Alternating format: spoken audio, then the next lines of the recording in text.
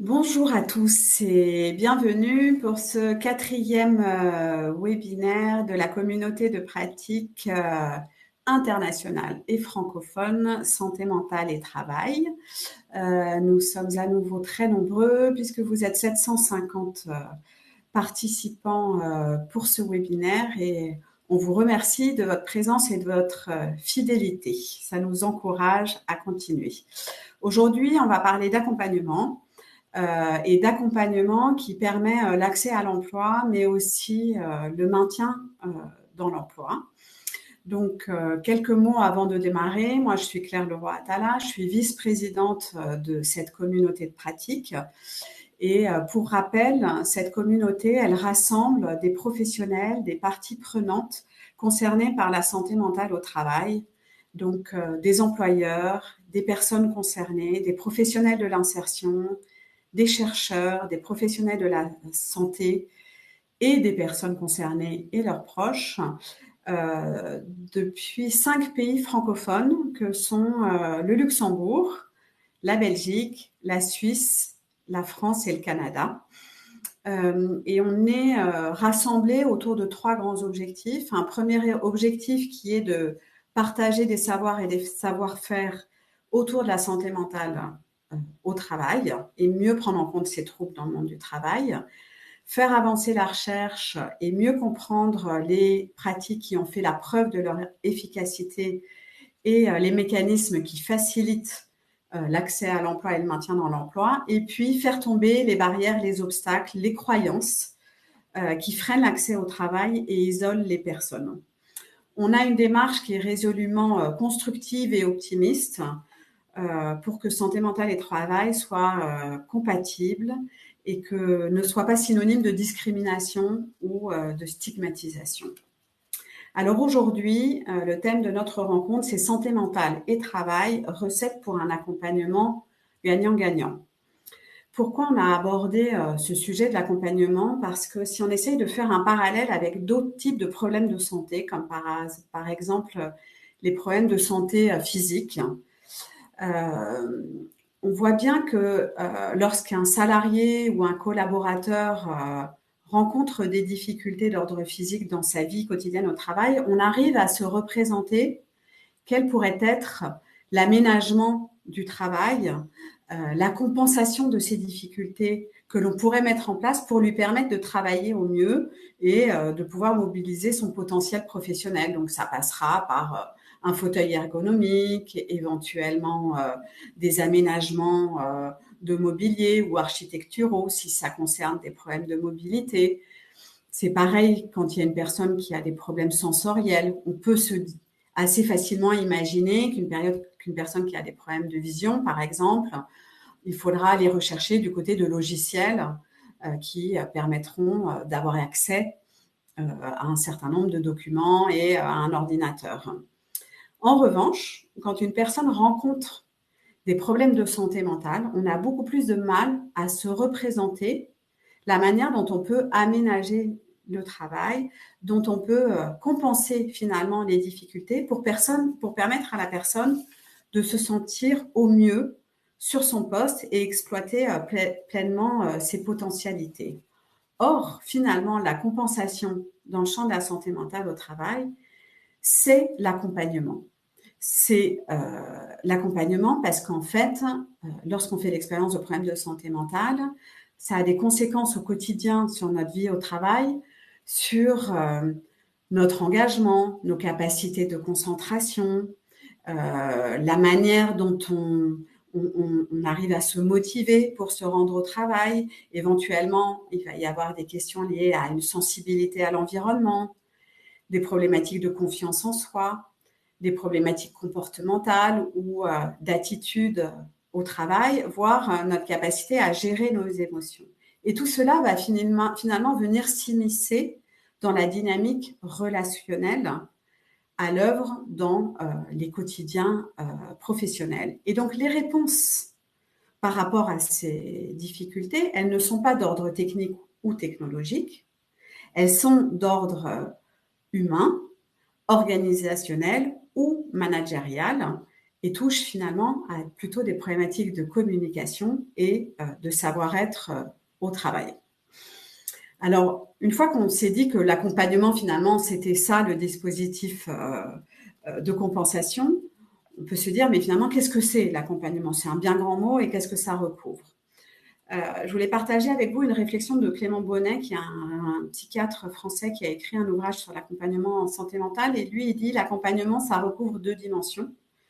Une première dimension qui est la dimension de la transformation, c'est-à-dire comment on accompagne un processus de transformation et on permet à une personne de passer d'un état A à un état B. Donc finalement, la soutenir dans un changement peut-être de posture ou d'attitude. Et la deuxième dimension de l'accompagnement, c'est la reliance, ce qu'il appelle la reliance. Et la reliance, c'est quoi? C'est le lien de confiance soutenant, de présence et de réflexivité auprès d'un individu qui exprimerait des besoins d'accompagnement.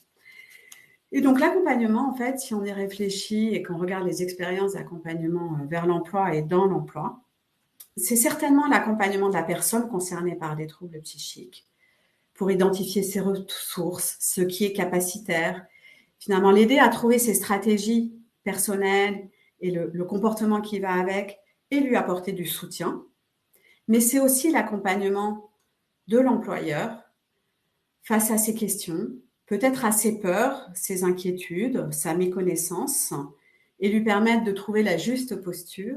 Et puis, c'est certainement l'accompagnement de la relation au travail pour prévenir les incompréhensions, les surinterprétations, peut-être les conflits, et finalement soutenir une forme d'authenticité dans la relation.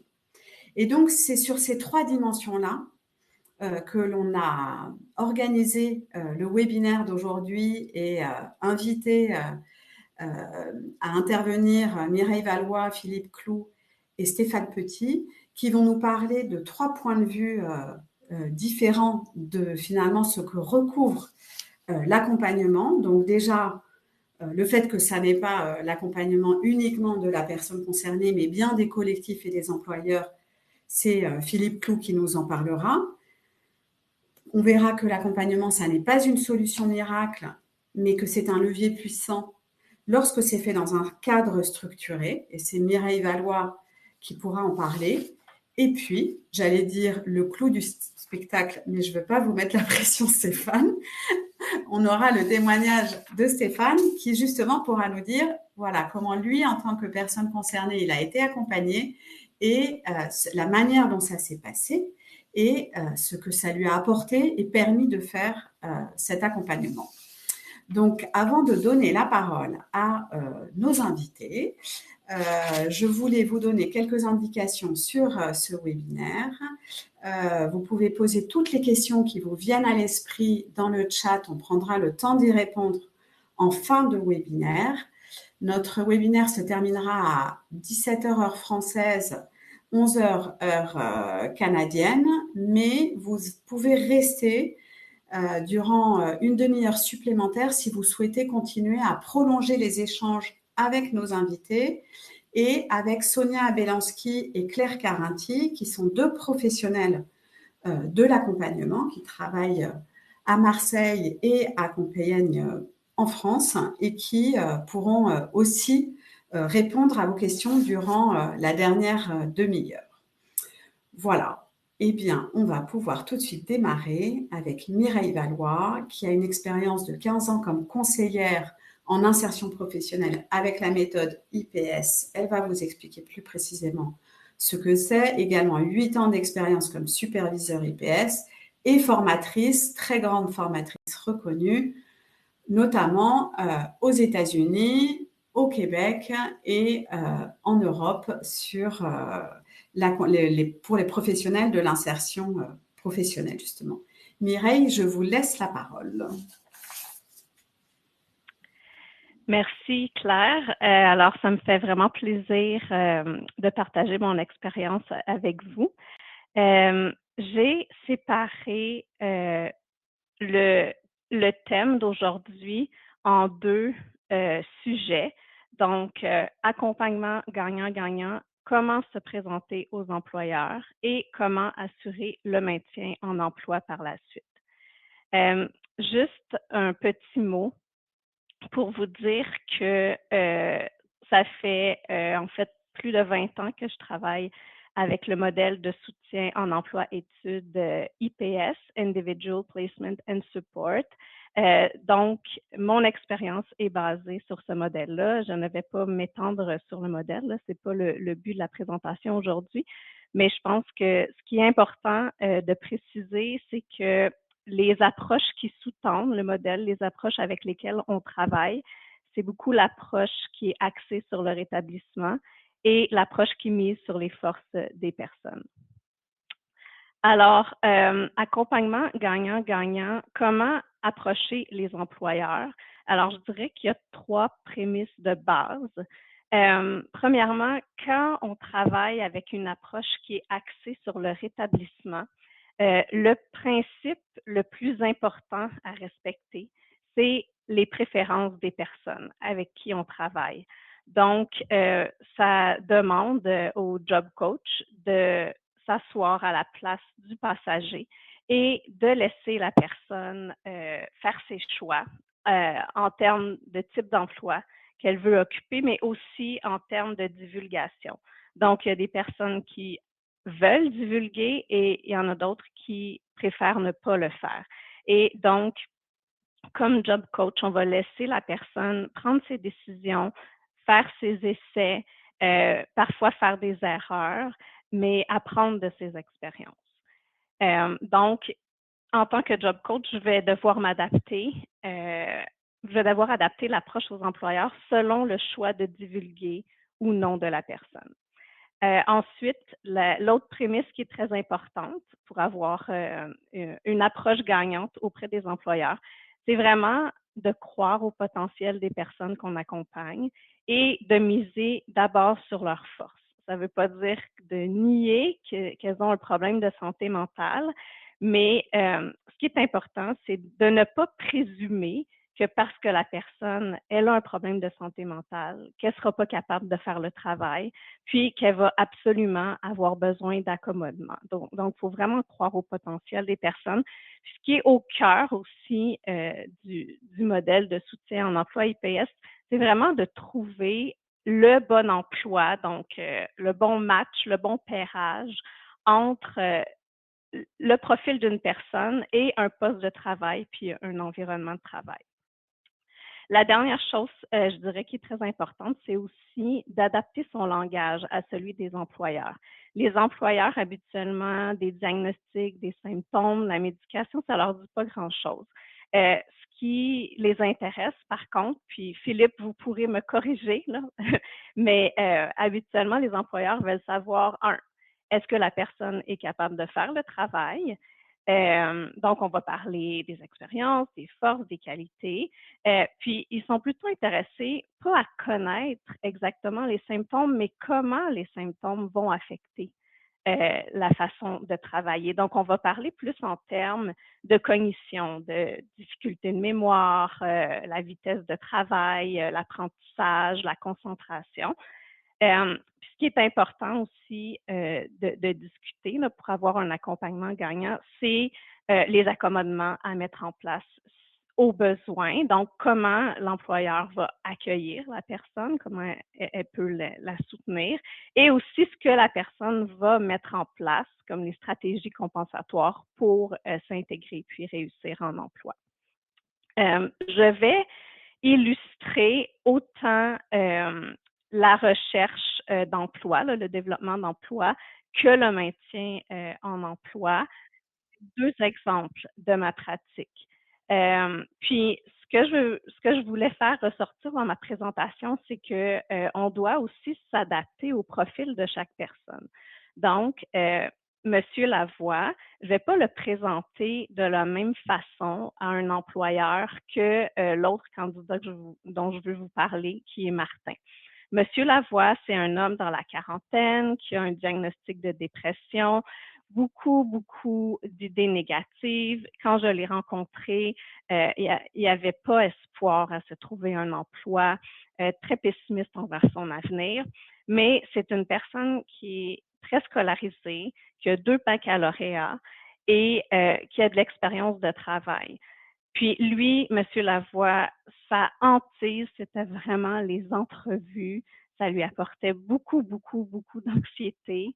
Il avait déjà fait là, une crise de panique pendant une entrevue.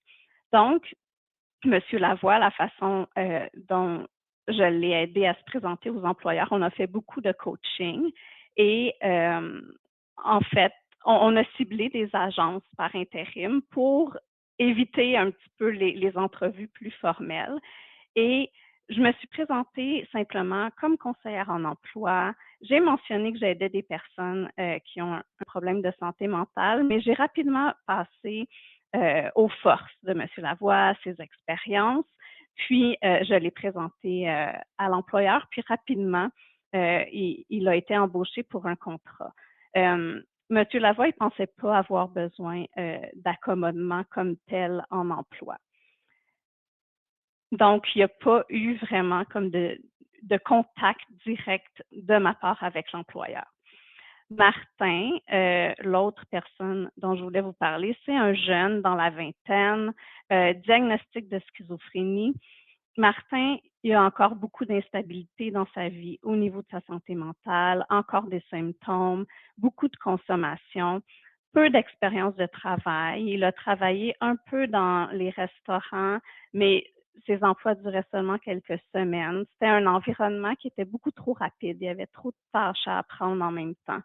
Martin, il voulait se réorienter vers les entrepôts. Puis, il acceptait de divulguer là, à l'employeur qui avait besoin d'un suivi. Donc, avec Martin, une approche qui est plus gagnante avec les employeurs, bien, comme je sais qu'il y a eu des expériences que ça ne s'est pas bien passé, qu'il y a une instabilité, là, je vais vraiment prendre le temps d'aller créer une relation avec l'employeur. Je vais demander une deuxième visite pour bien comprendre les postes de travail en entrepôt, les besoins de l'employeur. Puis aussi, ben, dans le but, en fait, d'identifier le poste qui conviendrait le mieux à Martin. Puis, ce qui est important aussi, c'est d'essayer de comprendre l'organisation de l'entreprise. Est-ce que cette entreprise-là, elle peut accueillir une personne qui a un profil comme Martin? Est-ce qu'il peut avoir plus de soutien, plus de formation? Est-ce qu'il permettrait que moi, la job coach, au besoin, je puisse me présenter? Puis j'ai dû faire trois visites différentes dans 3 entrepôts différents avant de trouver là, un bon match, si vous voulez, là, pour le profil de Martin. Pour le maintien en emploi, vraiment, les ingrédients gagnants, c'est vraiment d'offrir un soutien qui est intensif au début, qui va s'adapter aux besoins de la personne. Donc, pour Monsieur Lavoie, on a planifié des rencontres à chaque semaine au début, quand il a commencé à travailler, vraiment pour discuter de ce qui se passait bien en emploi, s'il avait des difficultés, trouver des stratégies. Ce qui a été vraiment aidant, c'est la collaboration avec l'équipe clinique, parce que dans le modèle IPS, c'est un de nos principes de travailler en collaboration. Donc, il y a eu des rencontres avec le médecin, il y a eu réajustement de la médication. Ça a aidé beaucoup pour mieux gérer les pensées négatives. On a impliqué une psychologue aussi qui a aidé dans une approche plus thérapie cognitivo-comportementale. Mais c'est ça, comme je vous disais, il n'y a pas eu de divulgation, je n'ai pas eu à m'impliquer auprès de l'employeur. Pour Martin, là, on a ajouté une autre stratégie qui était le soutien chez l'employeur. Donc, j'ai fait des visites régulières. Encore là, on planifie les visites avec l'employeur, des rencontres avec le superviseur et Martin pour voir qu'est-ce qui se passe bien et c'est quoi les difficultés s'il y en a, puis trouver des stratégies pour compenser les difficultés.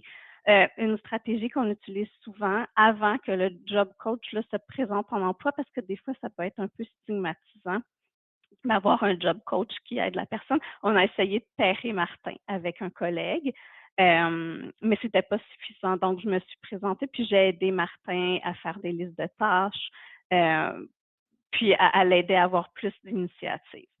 Je vais terminer ma présentation en juste mentionnant l'importance du bon pairage. Donc, ce qui est au cœur du modèle IPS, c'est vraiment de trouver le bon emploi pour la personne. On croit qu'il y a un emploi qui existe pour le profil d'une personne, puis vraiment l'objectif, c'est de le trouver. Des fois, ça prend plusieurs essais, mais vous savez, c'est comme le petit jeu là d'en face. Si j'essaie d'insérer un cercle dans un carré, là, mais ça ne fonctionne pas. Je peux mettre plein d'accommodements en place, je peux donner vraiment beaucoup de soutien, mais ça ne fonctionnera pas. Donc, des fois, c'est préférable de se demander quand il y a trop d'accommodements, besoin de trop de coaching, est-ce que ça ne serait pas plus gagnant de trouver un autre type d'emploi? Alors, je vous remercie beaucoup.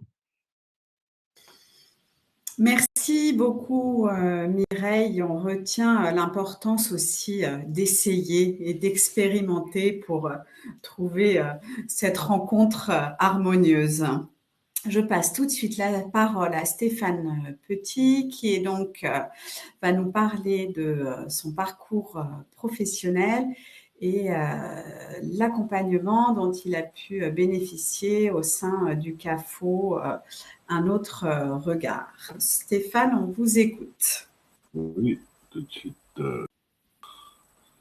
Alors bonjour à toutes et à tous, je m'appelle Stéphane, j'ai 43 ans et je vais vous raconter un peu comment s'est passé avant l'accompagnement et pendant et après.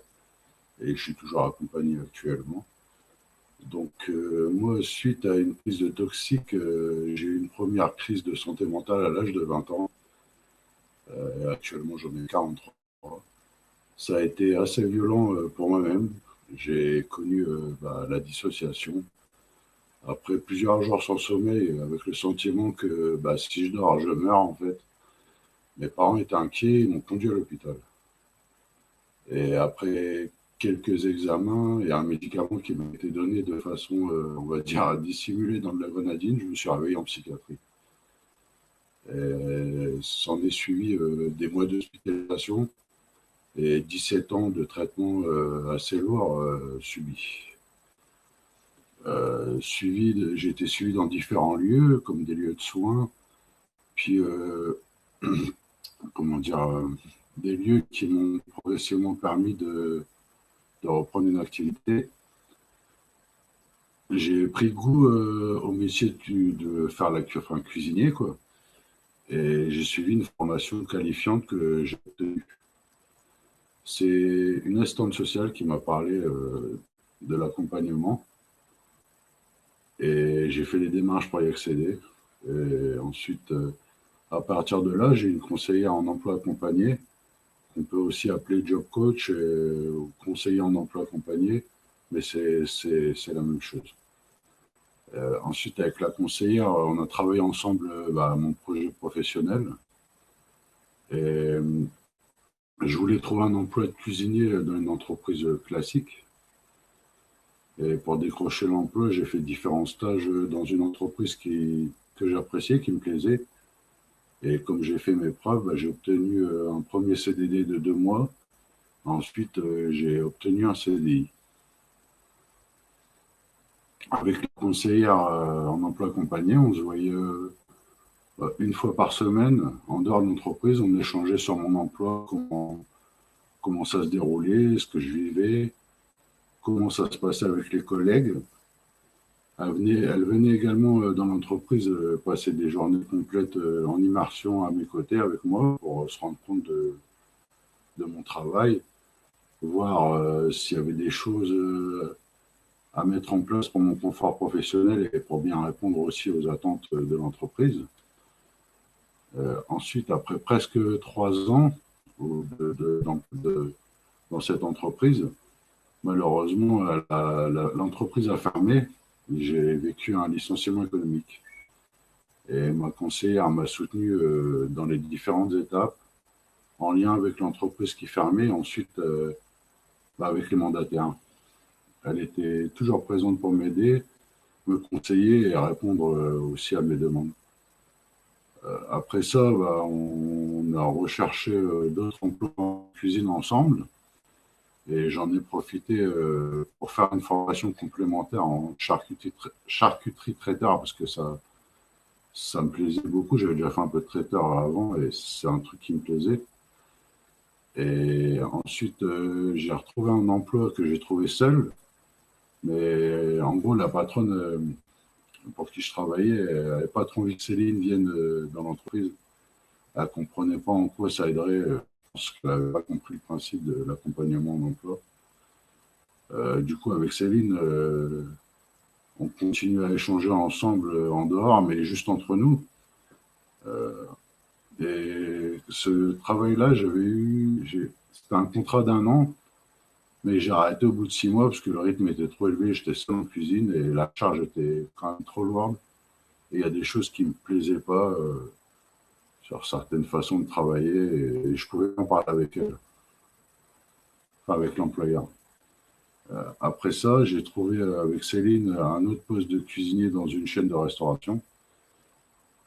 Et comme pour la première expérience, Céline venait en entreprise en immersion et pour faire des points réguliers avec l'équipe, le chef de cuisine et la patronne. Mais je la voyais quand même en dehors, on avait des points assez réguliers ensemble. Dans ce travail-là, parfois il y avait des choses qui ne me convenaient pas trop au travail ou qui m'énervaient. Et du coup, on en parlait ensemble. Ça me permettait d'adapter mon comportement et de ne pas m'énerver. Je suis quelqu'un d'assez sanguin. Et elle m'a toujours guidé en respectant mes choix et sans me juger. Et du coup, je voulais partager deux moments qu'on a eus avec Céline qui ont été assez importants, je pense, particuliers aussi. C'est un des souvenirs les plus marquants sur tout ça, c'est quand j'ai quitté mon poste dans ce restaurant que j'ai trouvé seul cet emploi. En gros, un mercredi matin, je me suis réveillé, j'ai appelé Céline et je lui ai dit Céline, j'arrête, j'en peux plus, j'arrête, je peux plus assumer ce travail. Et Céline m'a dit ok, écoutez, c'est votre choix, il n'y a pas de souci, c'est votre choix et je suis pas là pour vous juger. Et j'ai vraiment apprécié sa réaction. Donc ça, c'était le premier point. Et ensuite, dans la chaîne de restaurants, ça m'arrivait assez souvent d'être agacé parce que c'est un environnement, enfin la cuisine est un environnement relativement stressant. Et les gens ne sont pas toujours doux ou bien.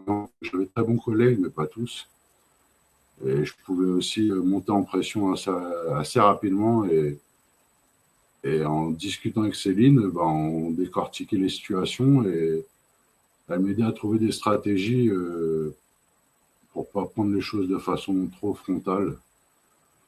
Et elle connaissait aussi l'équipe, donc on en parlait aussi avec le chef de cuisine. Donc ça, on va dire que ça permettait d'apaiser les choses. Il y ait de conflit, on va dire. Et donc voilà. Et pour finir, depuis 2 ans, j'ai arrêté la cuisine. Ça faisait déjà quelques temps que j'y pensais. Et en fait, j'ai commencé une formation pour devenir père aidant. Et en parallèle, j'ai déjà mes premiers contrats en prestataire. Céline n'est plus là, elle aussi, elle a changé d'emploi. Mais je continue l'emploi accompagné, j'ai un nouveau conseiller. Et voilà.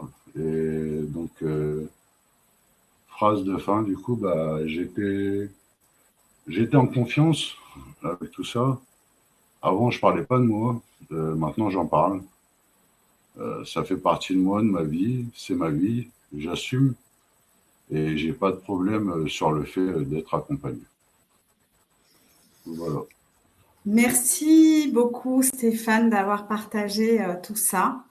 Ça paraît simple et facile et pourtant c'est un vrai partage et un vrai travail de relire tout ça. Donc, merci beaucoup d'avoir fait ce travail-là qui, selon nous, illustre bien cette définition de l'accompagnement en plus, hein, où on voit à quel point le travail fait avec Céline a été un travail de transformation pour vous, de pouvoir voilà, ne pas subir votre étiquette, vos troubles, mais pouvoir développer des stratégies et vivre avec et trouver votre voie professionnelle. Et puis aussi, voilà, tout ce lien de confiance et de soutien et de non-jugement qui vous a permis de cheminer et de faire différentes expériences sans pour autant que l'accompagnement s'arrête, que vous exploriez ça et que vous appreniez à travers vos expériences pour voilà, aller vers aussi des évolutions professionnelles. Donc, merci pour ce témoignage très intéressant. Philippe, c'est à vous. Philippe Clou, il est responsable méthode et planification dans une entreprise suisse du rail qui s'appelle l'entreprise Scheuzer.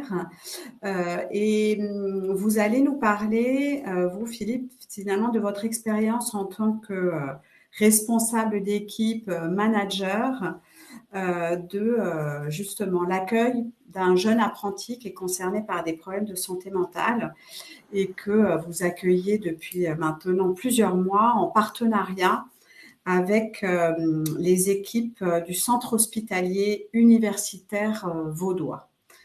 On vous écoute. Absolument. Bonjour tout le monde. Alors, je vais juste mettre un peu le contexte. Donc, l'entreprise, elle s'appelle Schürzer SA dans la région lausannoise. Donc, c'est une entreprise de taille moyenne. On est un peu plus de 500 collaborateurs. Et on a une tradition de formation. Donc, dans le système suisse, il y a la formation duale, on appelle ça comme ça. Et c'est une formation certifiante qui offre à la fin un CFC, donc un certificat fédéral de capacité. Et finalement, ce CFC, c'est la porte d'entrée sur le marché du travail, en tout cas pour la Suisse, et il est même reconnu au niveau européen. Donc, dans cette tradition de formation, on a depuis plus d'une dizaine d'années maintenant des jeunes qui tournent et on a des programmes de formation qui tournent chaque année. Donc, des formations qui durent entre 3 et 4 ans, dépend du métier qui est choisi. Et c'est une entreprise qui reste, qui est assez importante en taille, effectivement, on est un peu plus de 500, mais qui reste fondamentalement accrochée à ses valeurs, et ces valeurs, elles sont des valeurs familiales. Et il y a 2 ans maintenant, on a été approché par le système de formation suisse. Il y a ce qu'on appelle un commissaire d'apprentissage. C'est lui qui chapeaute un peu la formation générale et qui s'occupe des jeunes pendant leur cursus. Et on a été approché par le commissaire pour nous parler d'un dossier d'un jeune qui était en difficulté, qui avait des problèmes avec son employeur actuel et qui devait être replacé dans une autre entreprise. Et on a une bonne réputation au niveau de la formation. Et donc, avant, on a par le passé eu ce genre de, pas de cas, mais ce genre d'apprentis, notamment pour des reconversions professionnelles liées à l'AI, à l'assurance invalidité, donc des accidents de la vie qui poussent les gens à se changer de travail, faire une réinsertion. Et puis, donc, il y a le dossier de ce jeune homme qui est arrivé chez nous, dans notre entreprise, et on s'est mis autour de la table avec toute l'équipe de formation et la direction pour savoir si on allait s'engager avec ou pas. Parce que finalement, ça implique quand même des ressources humaines et ça implique du temps quand même de prendre un jeune avec certaines difficultés. Et puis finalement, on est parti comme à notre habitude sans aucun a priori et on a dit oui parce qu'on sentait bien que le feeling il était là et que le jeune avait un bon fond et finalement était assez intéressé et motivé par le métier. Et puis surtout, il y avait cette partie encadrement avec Madame Sigenthaler qui peut-être nous écoute, je ne sais pas. Et donc, finalement, ce jeune, il a commencé chez nous, il était déjà en plein milieu de son apprentissage, donc en fin de 2e année. Et il restait encore 2 ans. Et il a fini aujourd'hui ses examens.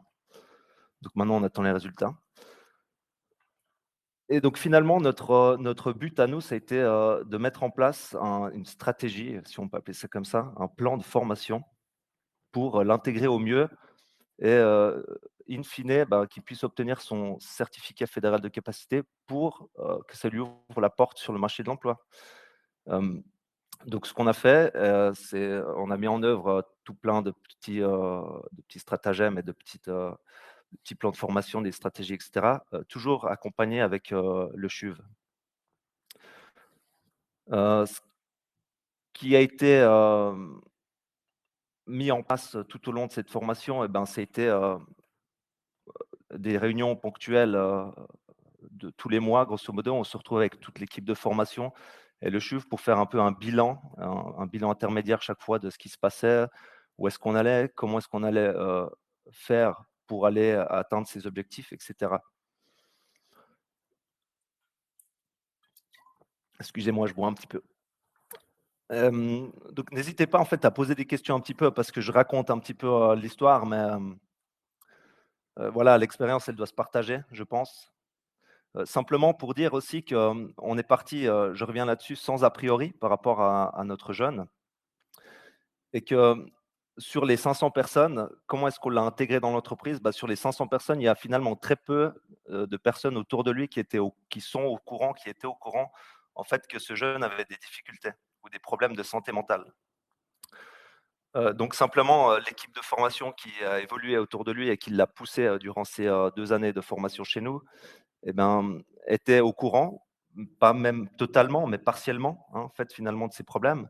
Et puis après, le but, ça a été de lui trouver finalement des personnes dites que j'appelle dites ressources dans l'entreprise, donc des personnes chez qui il pourrait aller, finalement parler de ses problèmes et se livrer. En l'occurrence, dans ce cas précis, c'était moi, cette personne ressource. Donc moi, j'étais au courant vraiment de tout ce qui lui est arrivé, de tout ce qui s'est passé dans sa vie. Donc j'étais bien au fait de tout ça. Et le but du jeu pour moi, c'était finalement de jouer un petit peu le médiateur entre les collègues qui travaillent avec au quotidien et puis ses problèmes. Parce que ce qui se passe avec notre apprenti, c'est que je ne sais pas si c'est lié à ses problèmes de santé mentale ou pas, mais ce qui était difficile à gérer pour nous, c'était ouais, les problèmes, on peut le dire, les problèmes liés à l'émotionnel, à toute la partie émotion. C'est-à-dire qu'il avait quand même pas mal de peine à gérer ses émotions et il était top down, mais comme nous tous finalement, hein. Des fois on est en haut, des fois on est en bas, on est des êtres humains, etc. Simplement avec ce jeune, c'est que les intervalles étaient beaucoup plus réduits. Donc c'était des jours où c'était top et le lendemain c'était down. Donc ça, c'était vraiment tout l'enjeu de ce suivi et de ce travail, cette discussion au quotidien avec lui, c'était de le mettre au maximum en confiance pour qu'il puisse atteindre ses objectifs. Et sans cesse, tous les jours, tous les jours, tous les jours, lui rappeler pourquoi est-ce qu'il était là et quel était son objectif et la finalité de tout ça. Et donc, in fine, lui donner le passeport, entre guillemets, pour le marché du travail et le monde professionnel, pour qu'il puisse finalement évoluer comme tout un chacun dans le monde du travail et s'offrir une carrière professionnelle. Et après ces 2 ans qui n'ont en vérité pas été faciles, hein, il faut être honnête, c'est pas tous les jours facile. Il y a des fois, on a envie de tout lâcher et de dire: «Bon, c'est très compliqué». Mais finalement, on se rend compte que, enfin, la satisfaction, elle est là, c'est qu'on voit que maintenant, il arrive au terme de cette formation. On a vu l'évolution, il a vraiment pris cette confiance en lui. Il est sûr de maintenant, quasi sûr de ce qu'il veut faire. Il est complètement nouveau. C'est un jeune qui est complètement différent de ce qu'il était avant. Il a un comportement qui est irréprochable. Les intervalles de top-down, finalement, elles se rallongent et ça devient vraiment un plaisir à travailler avec. Il y a encore évidemment, je pense, dans la suite, à mon avis, il y a encore un accompagnement à faire. On ne peut pas l'envoyer comme ça sur le marché du travail. Mais globalement, si on ne sait pas que ce jeune homme a des problèmes de santé mentale, c'est un jeune homme comme tous les jeunes hommes, comme vous et moi finalement. On ne pourrait pas se dire, ouais, ce jeune, il a des problèmes. Ça se voit pas sur lui. Et finalement, après 2 ans, il est complètement intégré dans l'entreprise. Il fait vraiment partie de cette famille. Il a du plaisir à travailler. Alors, je le répète, c'est pas tous les jours facile. Il y a des fois où c'est compliqué parce qu'il y a l'émotion qui reprend le dessus. Et notre rôle, il est là, c'est d'essayer de mettre un petit peu de rondeur, de tempérance et de faire redescendre cette pression un petit peu. Et qu'on n'y arrive pas, il y a tout le staff médical, donc Madame Siegenthaler avec son équipe, qui sont là pour finalement répondre à nos questions et répondre à nos besoins, et en mettant peut-être en place des soutiens, etc. Voilà ce que je peux dire sur mon expérience et notre expérience en tant qu'entreprise dans la formation de personnes avec des difficultés de santé mentale.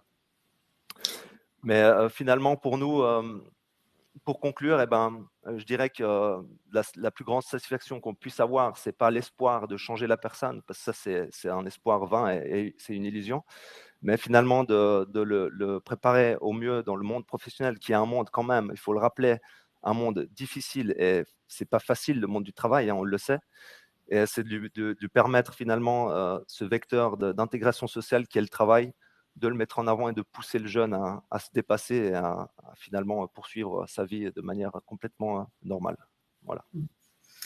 Merci beaucoup, Philippe, pour ce témoignage, et qui est un témoignage, je dirais, d'accompagnement à tiroir, parce qu'on voit bien l'accompagnement que vous avez proposé à ce jeune individuellement et collectivement, en termes de soutien et puis de transformation aussi, parce que vous l'avez dit, c'est plus du tout le même. Et en même temps, l'accompagnement par l'équipe du centre hospitalier universitaire vaudois, qui accompagnait ce jeune quand c'était nécessaire et qui était là pour vous, justement dans les moments peut-être plus de doutes, de difficultés ou de passage de relais, parce que comme vous l'avez dit avec beaucoup d'humilité, il y a des moments où c'est plus difficile et on ne sait plus forcément comment faire. Et en même temps, on a entendu toute la satisfaction et tout ce que cela vous a apporté. Donc, merci beaucoup d'avoir partagé tout cela. Alors maintenant, on va laisser entre guillemets la parole à tous les participants qui ont posé des questions dans le chat, et donc on va prendre le temps d'y répondre, et donc on attend vos questions.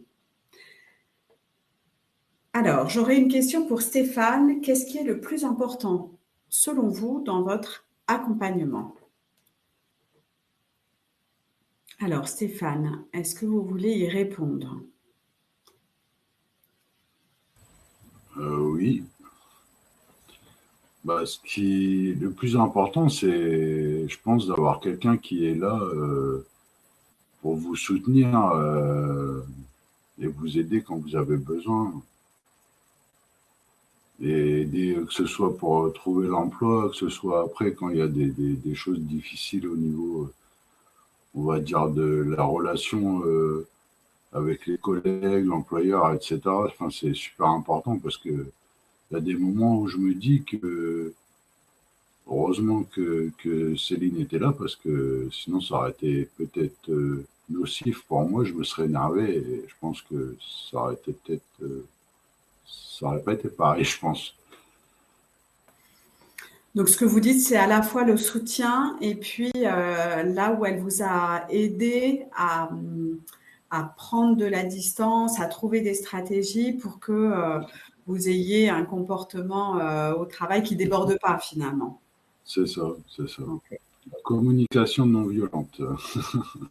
Tout à fait, un bon outil. Elle vous a appris ça, la communication non violente? Oui. C'est un très bon outil, effectivement. Ah, oui. Ok, une autre question?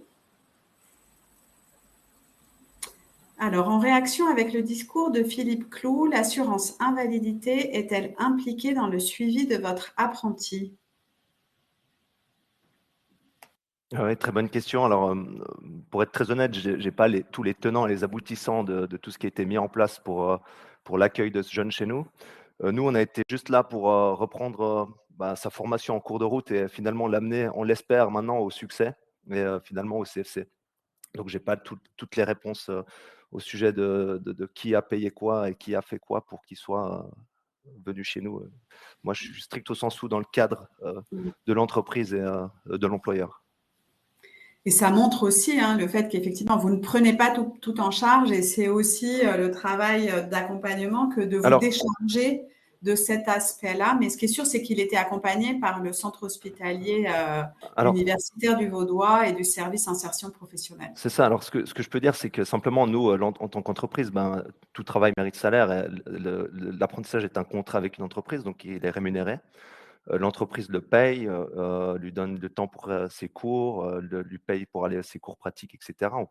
C'est un apprenti finalement normal, sauf qu'il bénéficie d'un accompagnement à côté.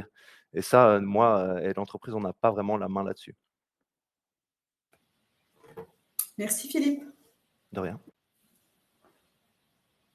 J'ai une question relative à la vitesse d'intégration en poste, car je comprends que le modèle IPS permet une recherche d'emploi rapide, immédiate pour la personne, et que plus la personne est jeune dans son histoire de santé mentale, plus les chances de retour en emploi sont bonnes si on est efficace. J'aimerais savoir comment faites-vous pour convaincre les entreprises. Il me semble que cette question s'adresse notamment à Mireille et peut-être également à Sonia et Claire. D'accord, je vais commencer à y répondre. Oui, c'est une bonne question. Un des principes du modèle IPS, c'est la recherche d'emploi rapide, mais c'est sûr que le modèle va s'adapter à chaque personne, mais à chaque clientèle. Donc là, vous parlez des jeunes. Avec les jeunes, c'est vrai que quand ils n'ont aucune idée de ce qu'ils veulent faire, on va faire plus d'exploration avec eux. Donc, le principe de rapidité, c'est plutôt d'entrer en contact rapidement, de faire des démarches rapidement avec le marché du travail, comme par exemple des entrevues informelles où le jeune et ou la job coach vont poser des questions à des employeurs. Et dernière réponse, comment on fait pour convaincre les entreprises? Mais c'est ça, on va toujours miser sur les forces, qualités, compétences de la personne. Pour un jeune, on va plutôt souligner que la personne est motivée, qui veut avoir de l'expérience de travail. Donc, c'est toujours l'honnêteté qui fonctionne bien avec les employeurs. Si le jeune n'a pas d'expérience, on va le dire, mais qu'il a besoin d'une chance pour justement en acquérir. Peut-être que Sonia et Claire, vous avez aussi des propositions à faire pour convaincre les employeurs. J'en profite pour répondre à une question qui est dans le chat, qui est de savoir si ce modèle d'accompagnement existe en France. Et oui, tout à fait, c'est tout le programme d'emploi accompagné qui est déployé dans les différents départements français. Et vous pouvez trouver toutes les informations auprès du collectif France Emploi Accompagné. Alors, Sonia, Claire, qui commence? Oui, moi je veux bien compléter. Vas-y Sonia. Donc, je suis Sonia Belanski, je représente le groupe Working First et avec d'autres associations, on représente la communauté apprenante IPS France au sein de la communauté internationale. Ce que j'avais envie de dire, c'est ce qui est extrêmement important en fait dans la relation avec les employeurs, c'est la question de déstigmatiser le sujet. Notre approche auprès de l'employeur, c'est une approche qui est centrée sur une approche positive et qui va dépasser le lexique souvent habituel autour de la santé, les croyances négatives qu'il peut y avoir autour aussi de l'insertion professionnelle. Et donc, notre approche, c'est une approche qui est basée sur la situation de travail et sur les besoins de l'employeur. Et pour cela, on a besoin de comprendre l'environnement de l'employeur, on a besoin d'échanger avec lui, on a besoin d'évaluer quels sont les besoins en termes de compétences. Et c'est pas nous, en fait, qui allons convaincre l'employeur, c'est la personne qui va la convaincre avec toutes ses compétences et tout ce qu'elle est. Et nous, en fait, on va vraiment être là pour agir sur la coopération. On va travailler avec l'ensemble des parties prenantes de l'entreprise, mais aussi ce qui va entourer le jeune ou la personne qui est concernée. Et puis aussi, on va travailler sur une question qui relève de l'engagement, c'est-à-dire que l'employeur, par exemple, quand il va rencontrer une personne plutôt dans son bureau, forcément, il va y avoir une relation avec la personne qui n'est pas forcément d'égal à égal. Et plus on sera sur le poste de travail, plus on va lever en fait ces barrières ou ces représentations négatives qu'il peut y avoir et que tout un chacun peut porter. Je pense qu'on a tous des représentations négatives parce qu'on grandit comme ça avec des croyances. Et donc, le rôle du job coach, c'est ça, c'est à la fois de créer un environnement satisfaisant de coopération, créer un environnement qui va lever les représentations négatives et proposer à l'employeur un vrai accompagnement, c'est-à-dire un accompagnement dans la réactivité, dans la disponibilité, dans la connaissance de la personne que l'on accompagne et dans la connaissance de son réseau. Voilà ce que je pouvais dire. Et puis, je voulais aussi rebondir avec ce que Monsieur Clou, vous nous aviez dit dans la préparation de ce webinaire. Vous nous aviez dit que on vous a posé la question, mais en fait, qu'est-ce qui fait que vous vous engagez autant? Et vous nous avez dit, en fait, parce qu'on risque de se passer de talent. Et j'aurais bien aimé aussi que vous rebondissiez sur ce point-là. Ouais, c'est juste, ouais. C'est mes mots.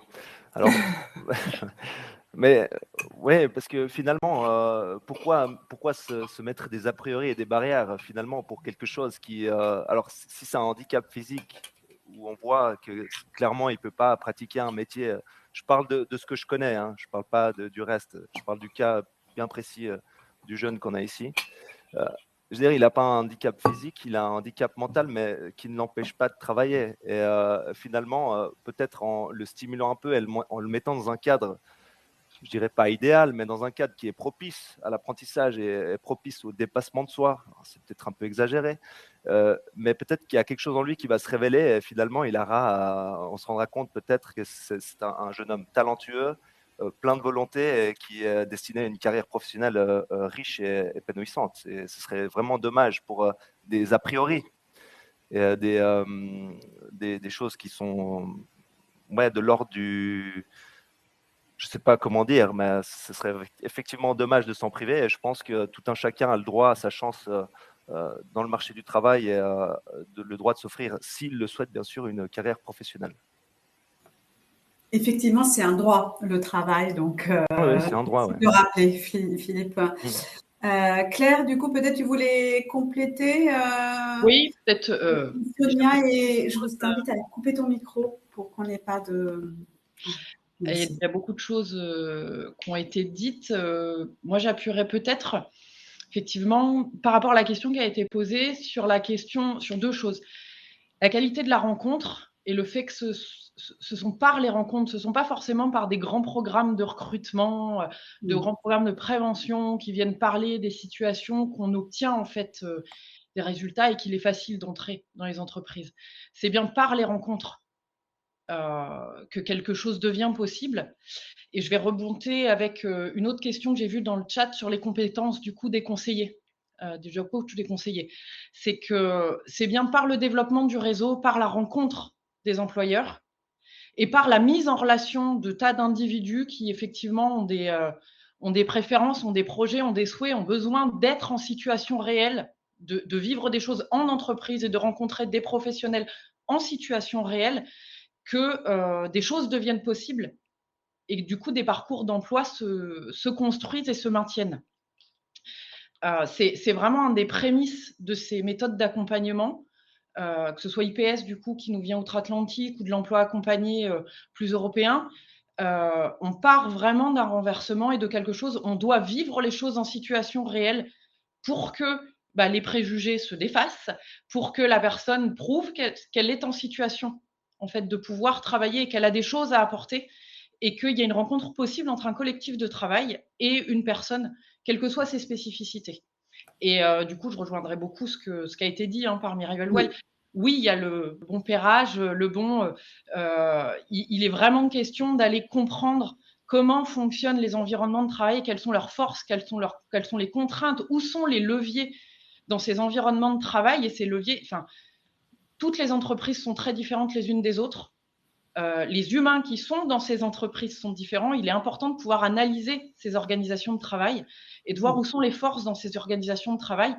Et est-ce que cet environnement va pouvoir matcher avec les besoins et les particularités et les compétences de telle personne pour que chacun puisse, que les meilleures conditions soient possibles et que du coup l'accompagnement en posture de médiation vienne soutenir ce parcours. Et au long cours, du coup, qui est la particularité de cette méthode, on ne s'arrête pas dans le temps tant que la personne le souhaite et puis que l'employeur le souhaite également. Merci beaucoup Claire. On comprend à quel point, et en fait, il faut aller à la rencontre les uns des autres, faire connaissance, être en lien pour trouver ces pistes d'action. On va continuer à prendre les questions parce qu'il y en a plein et je vois l'heure qui tourne. Stéphane, comment as-tu vécu le changement de job coach? Ah oui, bonne question.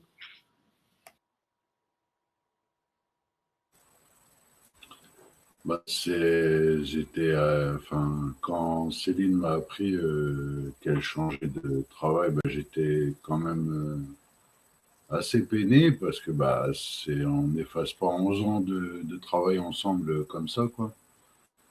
Mais je l'ai bien vécu parce que avec mon nouveau conseiller, ça se passe très bien. Donc, je l'ai bien vécu. Ça se passe bien. Ça t'a pas empêché de continuer à être dans cette relation de confiance? Non, parce que je pense que on s'entend bien. Après, oui, c'est différent. Enfin, chaque personne est différente, mais non, ça se passe très bien. Ça se passe très bien. La confiance est là. Enfin, il n'y a aucun problème là-dessus. Merci Stéphane. Merci à vous. Alors, prochaine question. Alors, Stéphane, pourriez-vous nous donner des précisions sur la formation Père Aidance que vous entamez? Oui, enfin là, je fais une formation, plein de choses pour être père aidant. Parce que si vous voulez, la formation officielle, c'est médiateur en santé père, c'est un DUT, diplôme universitaire. Donc, pour moi, pour accéder à ça, c'est pas possible parce qu'il faut déjà un niveau bac plus 2, je crois. Hein. Et c'est un peu compliqué. Donc là, je fais une formation, on va dire, qui s'appelle C'est avec le rêve. Et c'est accueillir, attendez, je dis pas de bêtises, accueillir toute expérience humaine et rétablir et créer le rétablissement en santé mentale. Mais c'est un peu, comment je sais pas, c'est clair pour m'aider. Oui, effectivement, en quelques mots, si vous voulez des informations sur les formations à la Père Aidance, il y a effectivement les formations universitaires reconnues de formation de Père Aidant, notamment à Paris et à Bordeaux. Et ensuite, il y a différentes formations plus courtes qui n'amènent pas à une certification, mais qui sont proposées par différentes associations ou structures. Dans ce cas-là, n'hésitez pas à nous envoyer un mail et on peut vous donner des liens pour vous renseigner. Alors, on va prendre d'autres questions. Bonjour Mireille et Sonia. Selon vous, quelle est là ou les compétences essentielles, incontournables du job coach pour accompagner la personne avec un problème de santé mentale vers l'obtention d'un emploi sur le marché du travail et l'aider à s'y maintenir? Merci. Marc Corbière, qui pour info est notre président de notre communauté de pratique en santé mentale.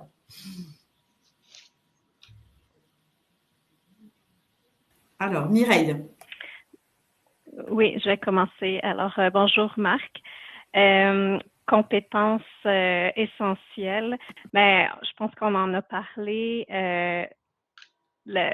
Une grosse partie du travail du job coach, c'est de créer des relations. Sonia et Claire ont parlé de créer des relations, moi aussi avec des employeurs.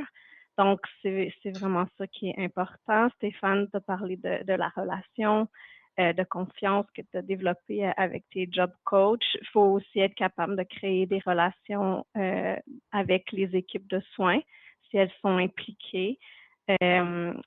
L'autre chose aussi, il faut aimer être dans l'action. Donc, c'est un travail qui se fait dans la communauté, à la rencontre des employeurs, faire la recherche d'emploi. Puis, je dirais que pour le soutien aussi, il faut être vraiment créatif, puis une personne qui est capable de s'adapter à différentes situations. Parce que les rencontres, ça vont se faire des fois dans la voiture, au domicile de la personne. J'ai déjà aidé un candidat qui avait pas d'argent pour se raser, puis que ça faisait plusieurs fois que son employeur lui faisait le commentaire, puis comme ça, en 10 minutes, aller acheter un rasoir, puis il s'est rasé dans un café. Donc, la débrouillardise et la créativité, c'est certainement des qualités incontournables. Je laisse Sonia compléter. Je rejoins Mireille sur toutes ces compétences.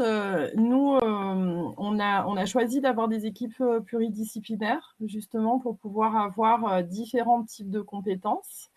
Et alors, oui, il y a les compétences du job coach, effectivement, dans la relation avec les professionnels, avec les équipes cliniques, avec la personne. Mais après, il y a aussi le soutien des job coachs et le soutien entre pairs job coach. Donc, ce qui est extrêmement important aussi, c'est l'accompagnement et le travail en équipe qui va se faire entre job coach à travers les réunions d'équipe et le partage de l'accompagnement des personnes et des relations employeurs. Et aussi le soutien qui va être fait de l'équipe via à la fois la supervision, mais aussi l'équipe de direction, puisque donner toute la latitude d'un job coach pour qu'il puisse justement être débrouillard, disponible, avoir ce champ d'action et de créativité, ça doit être aussi soutenu par toute l'équipe managériale.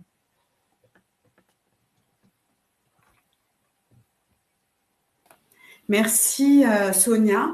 Alors, c'est la fin de notre première partie de webinaire. Donc, si vous avez besoin de retourner à vos activités professionnelles, voilà, vous pouvez vous déconnecter. On vous remercie sincèrement de votre présence, de votre soutien.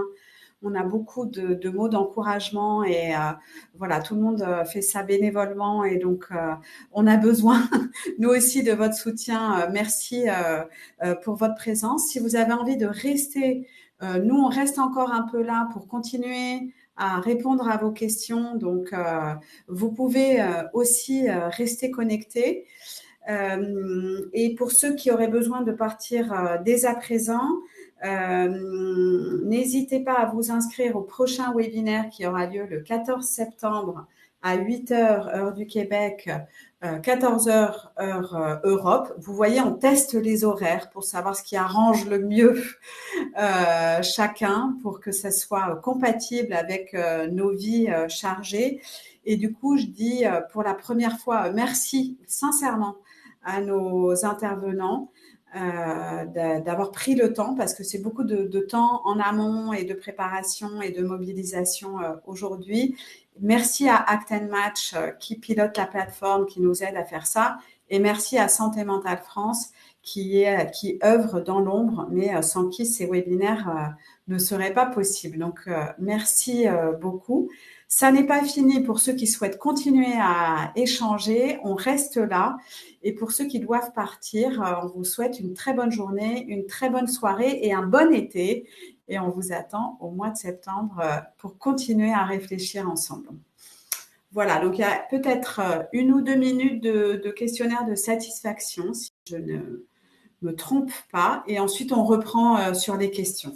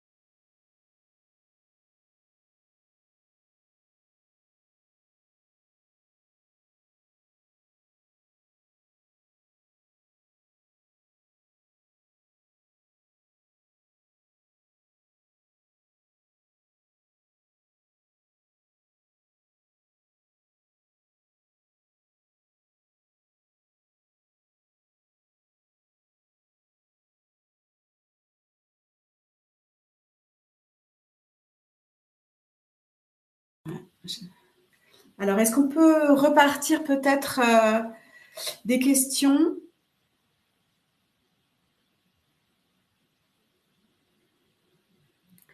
Alors, celle-ci, on y a répondu. On a essayé d'y répondre. Donc, on attend la prochaine.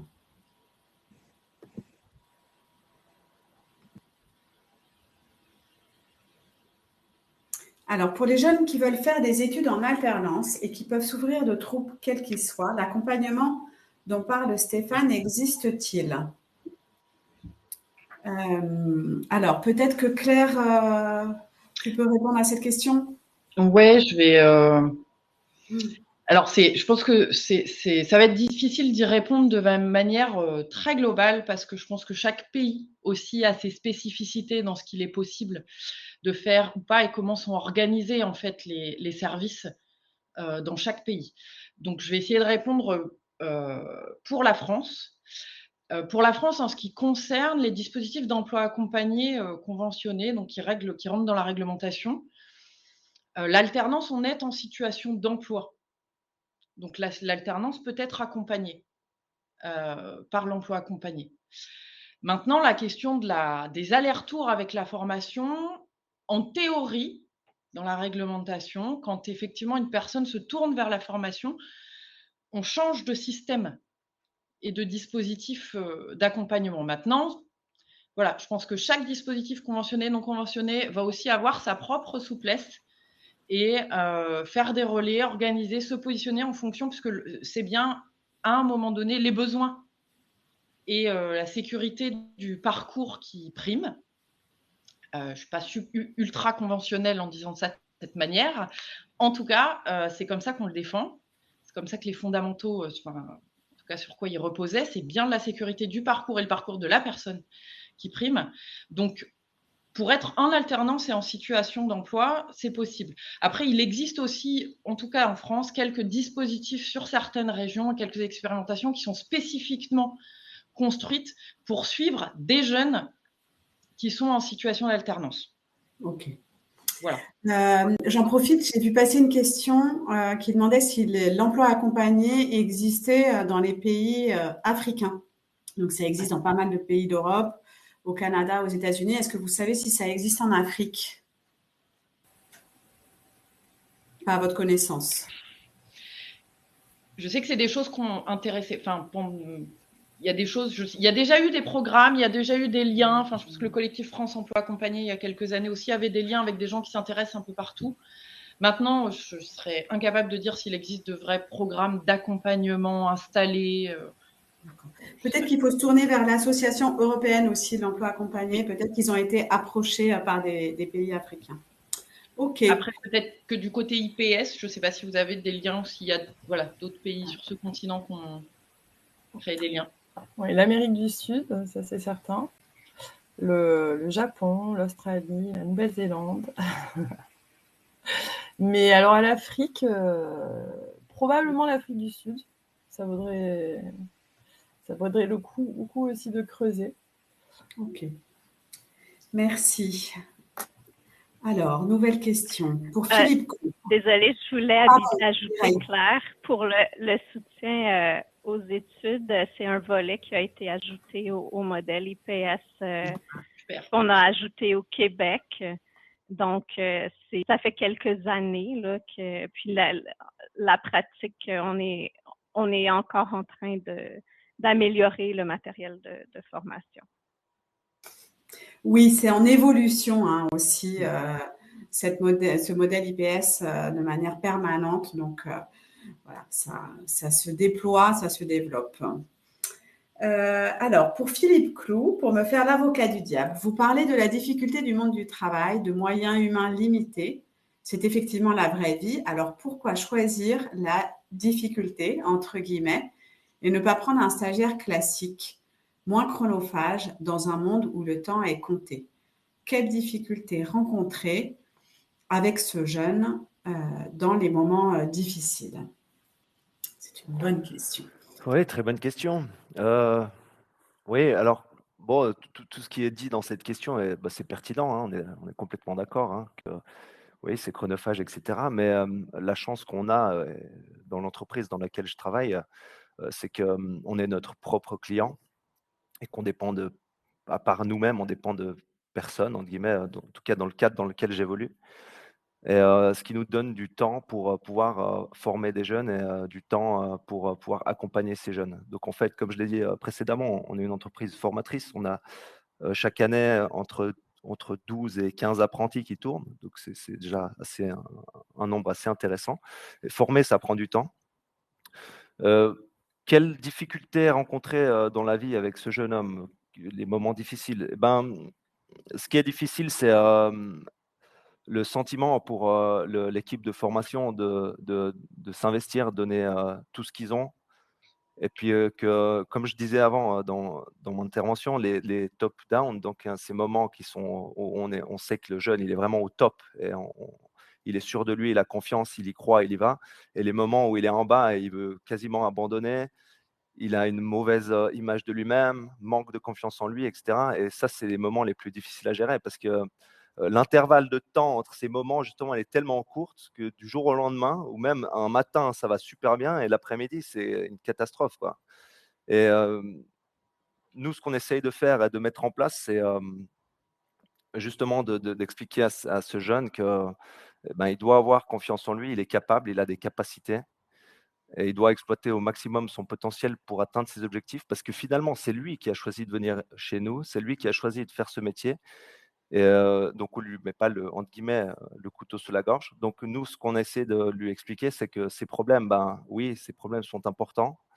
Oui, on est conscient de ces problèmes, mais que pour symboliser, imager un petit peu ça, moi, je lui ai simplement dit que ces problèmes, quand il arrivait le matin à 7h, comme ça, et qu'il allait se changer, qu'il laisse, je sais pas, un objet dans sa poche et il dit: «Ça, symboliquement, c'est mes problèmes» et je les laisse dans mon casier.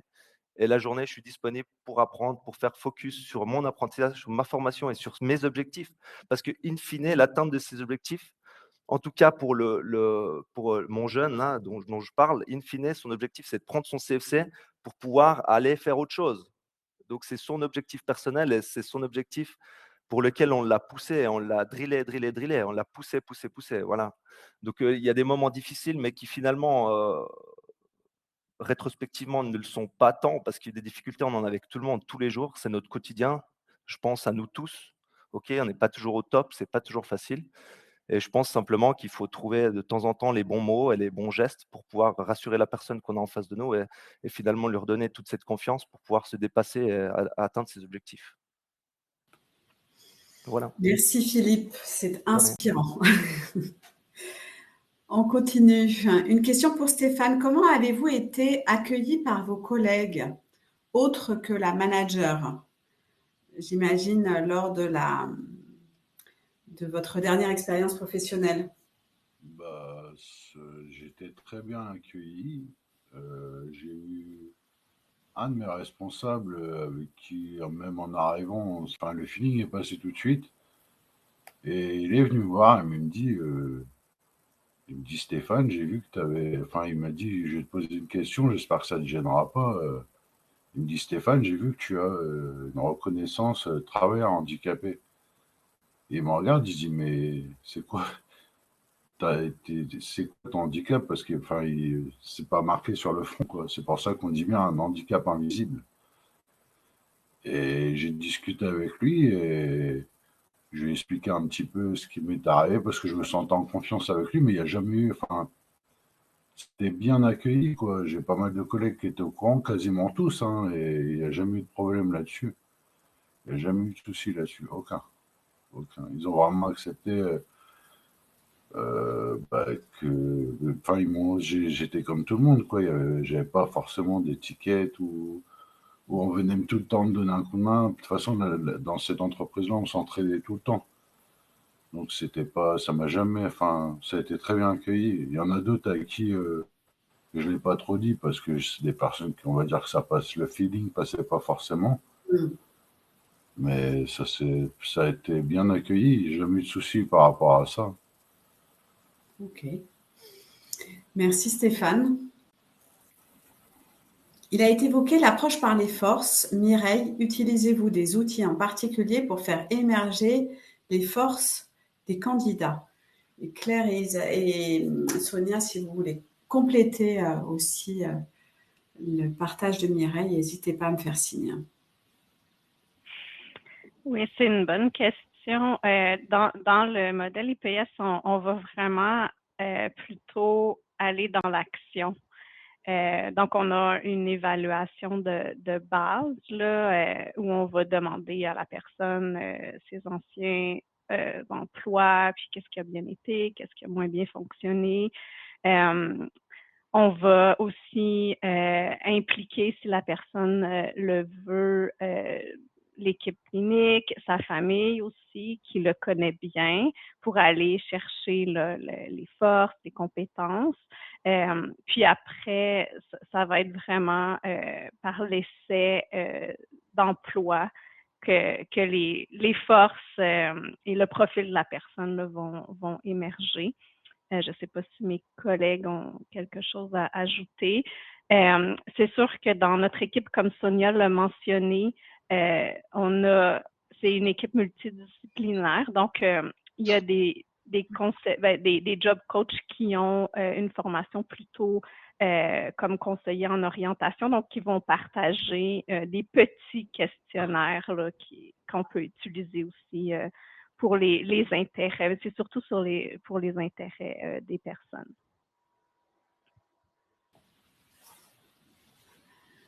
Claire, Sonia, est-ce qu'éventuellement, c'est pas obligé, hein, mais si vous voulez compléter, comment vous allez rechercher ces forces, faire émerger ces forces? Dans le même sens que Mireille, je pense qu'il existe de plus en plus d'outils qui sont, je dirais, un peu en open source et qui sont accessibles à tous, qui peuvent être utilisés pour venir vraiment soutenir l'expression, enfin l'aide à la décision et puis l'expression des centres d'intérêt, des choses qui fonctionnent, des choses sur lesquelles les gens ont pris plaisir, même si peut-être c'est insignifiant ou tout petit à un moment dans un parcours, mais vraiment pour aller décortiquer ce qui a été vécu, comme le disait Mireille, hein, sur toutes les expériences qui ont été vécues à un moment donné. Quand on commence à les regarder dans le détail, et ben, même dans celles où globalement on pourrait se dire que c'est un sentiment négatif ou que c'est quelque chose qui n'a pas fonctionné, il y a toujours des petites choses qui fonctionnent et puis des choses qui fonctionnent moins bien. Et c'est vraiment dans l'idée d'aller décortiquer et identifier qu'est-ce qui a fonctionné, dans quoi les gens ont pris plaisir et pourquoi. Et d'aller soutenir en fait toutes ces petites choses-là. Et ensuite, en situation réelle, comme le disait Mireille, c'est bien par la situation réelle, par des rencontres, qu'il y a des choses qui émergent et que les réussites se font. Et qu'elles se font progressivement. Et peut-être il faut effectivement plusieurs essais pour qu'on puisse bien identifier et que ces parcours se fassent. Ok. Merci Claire. Sonia? Non, juste un petit point parce que la question de l'action, elle est vraiment essentielle. Parce qu'en fait, c'est que l'action que la personne ne peut pas nier. C'est-à-dire que dans un bureau, on aura beau essayer de convaincre la personne qu'elle est capable, qu'elle a des forces. Souvent, les personnes, elles ont une estime d'elles-mêmes qui est très basse de par leur vécu. Et donc, en fait, il n'y a que l'action. C'est comme quand on est sur un vélo et qu'on se met à pédaler, qu'on se rend compte qu'on sait pédaler. Et donc là, on dit oui, on sait pédaler, oui, on y arrive. Et d'où l'importance d'être dans l'action. Et l'action, ça passe effectivement par des rencontres des employeurs, mais c'est aussi accompagner une personne à prendre des transports et puis aussi là, voir qu'est-ce qui fonctionne pour elle. Et donc, c'est vraiment des petits pas aussi qu'on peut valoriser, mais avant tout par l'action. Et peut-être pour compléter, effectivement, voir que les forces, c'est pas que des grandes compétences, des diplômes ou de grandes expériences, c'est aussi une énergie, des centres d'intérêt. Claire parlait d'endroits où on a du plaisir, de choses qui ont du sens pour nous. C'est aussi, par exemple, être entouré ou vivre dans un quartier dans lequel il y a des ressources et des points d'appui. C'est aussi toutes ces dimensions-là qu'on va explorer et effectivement, on va pouvoir mettre de la lumière dessus quand on est un accompagnant et pouvoir donner l'opportunité d'essayer des choses et effectivement que ce soit non négociable, entre guillemets, puisque la personne l'a fait. Et même si elle ne le lit pas comme ça, il y a des actes qui, eux, existent. Merci. Alors, on prend encore une ou deux questions, enfin peut-être deux questions. Alors, ne crée-t-on pas un risque de dépendance du bénéficiaire vis-à-vis du job coach? Et effectivement, voilà, quand on entend Stéphane qui dit « j'ai passé 11 ans avec ma job coach », eh bien, on comprend que cette question, elle émerge. Donc, on est intéressé peut-être de vous entendre. Peut-être Stéphane, déjà, qu'est-ce que vous auriez à dire sur cette dépendance-là? Est-ce que vous avez ressenti un lien de dépendance? Non, c'est pas une dépendance. Il n'y a pas de dépendance, c'est un accompagnement. Le jour où je veux arrêter, j'arrête. Mais j'ai pas envie d'arrêter parce que ça me conforte dans mes choix et ça m'aide à avancer. Et je pense pas qu'il y ait de dépendance, non? Non, parce qu'à tout moment, je peux arrêter l'accompagnement. Il y a un sentiment de liberté. Vous ne vous sentez pas aliéné à cette relation-là? Non, du tout, non. D'accord. Mais c'est important pour moi, en fait, l'accompagnement. Moi, depuis que je suis accompagné, ça m'aide beaucoup à avancer. Ouais. Je pense que ça fait, par rapport à ce qu'on peut vivre parfois, je pense que je sais pas comment dire ça, c'est pas une béquille, je dirais pas ça, mais c'est un soutien, quoi. C'est vraiment un soutien. C'est un soutien émancipateur qui permet ouais. Oui, parce qu'après, les actions, c'est moi qui les fais, c'est pas,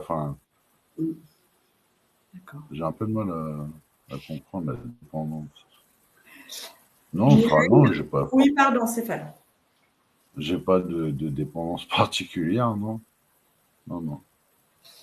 Mireille, vous pouvez réagir.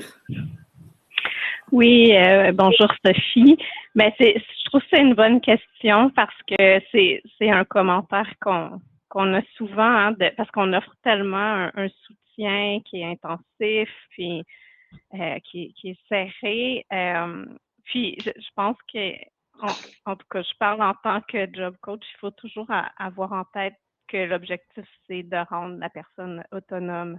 Donc, on a un peu des balises pour nous guider parce que, au Québec, il y a quelques années, on a dû réajuster nos services, de limiter le soutien. Il est toujours illimité, mais on essaie le plus possible de laisser environ 1 an à la personne dans le même emploi, offrir le soutien. Puis on a des étapes. Puis quand un parcours parfait, là, je vous dirais, mais bon, il y a des fluctuations, mais bon, quand la personne, ça fait 2-3 mois qu'elle est en emploi, on va la rencontrer 1 fois par semaine, puis après, si tout se passe bien, bon, on va diminuer progressivement 1 fois ou 2 semaines. Après ça, dans les autres 6-9 mois, 1 fois par mois. C'est sûr que s'il arrive quelque chose, on va retourner là, à un soutien plus intensif. Puis dans les derniers mois, mais on va commencer à préparer la personne. Mais qui d'autre pourrait offrir le soutien? Donc, je pense que c'est quelque chose qu'il faut avoir en tête aussi, d'outiller. Le but, c'est aussi d'outiller la personne, puis qu'elle aille chercher du soutien aussi auprès de collègues, d'autres intervenants, de la famille, par exemple.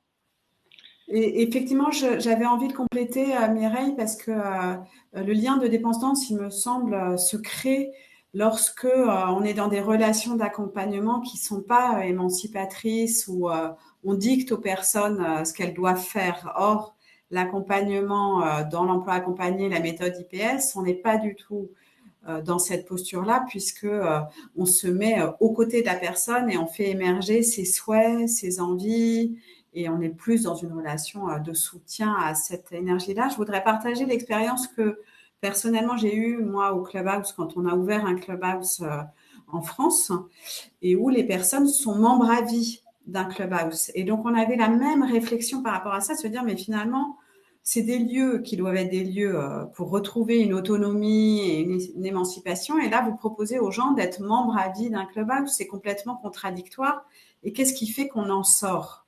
Et en fait, c'est parce qu'il n'y a pas de limite dans le temps qu'on en sort justement de cette relation d'accompagnement ou de ce lieu, parce que on est sécurisé sur le fait que si jamais il y a un moment on aura un besoin de soutien, eh bien on le trouvera. Et donc ça invite à expérimenter, à aller vivre sa vie, j'ai envie de dire, parce qu'on sait qu'il y a un espace, un endroit où il y aura une forme de soutien inconditionnel qu'on pourra remobiliser à la demande.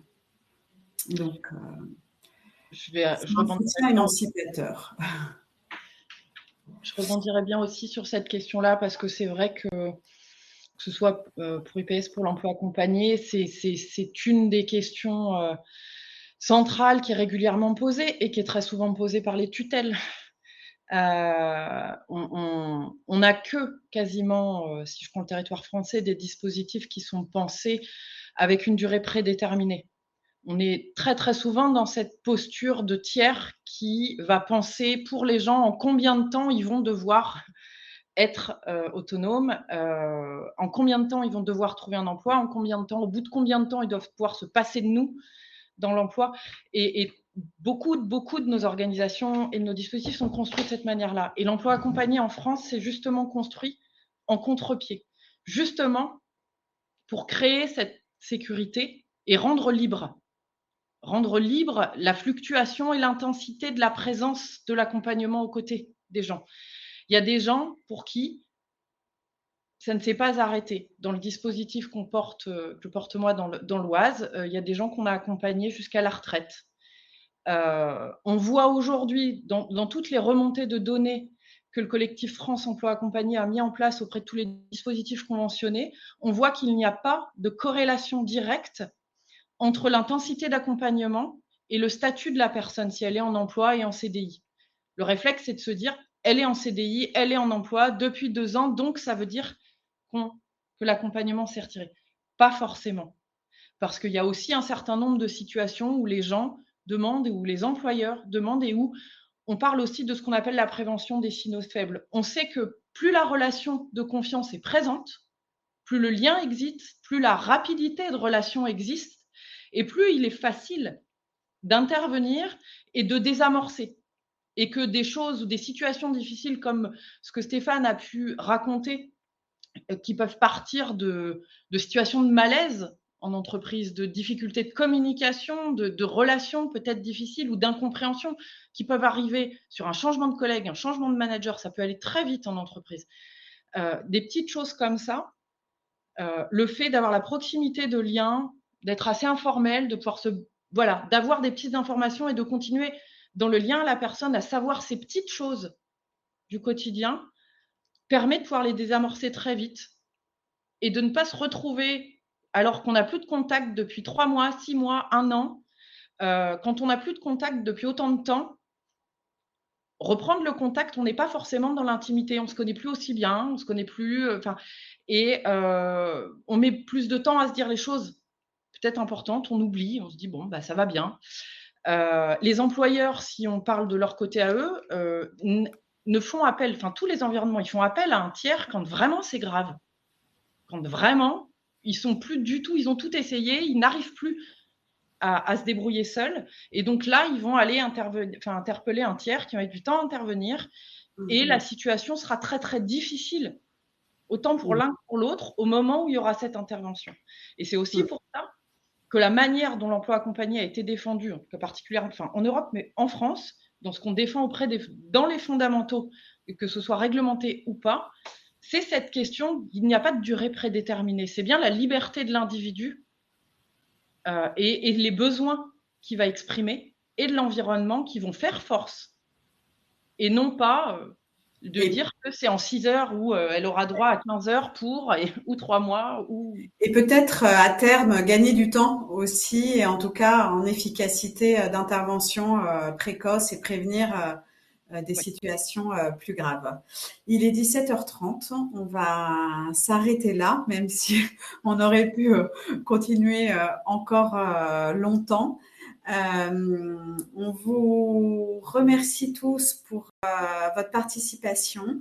Merci encore à vous, Stéphane, Mireille et Philippe, pour voilà, votre travail, votre partage. Merci Claire et Sonia d'avoir été là aussi pour répondre aux questions. Il y avait beaucoup de questions qui concernaient aussi l'accompagnement. On vous donne rendez-vous le 14 septembre prochain, 8h heure Québec, 14h heure Europe, et on parlera de tout ce qui est possible d'envisager au travail, en vivant avec des troubles psychiques, en étant rétabli, et de partager des expériences inspirantes d'emploi à nouveau avec un psychiatre, un père aidant et une personne concernée. Donc, au revoir à tous. Merci, bon été et rendez-vous le 14 septembre. Merci, au revoir. Au revoir. Merci, au revoir. Merci, au revoir. Merci. Merci à vous, au revoir.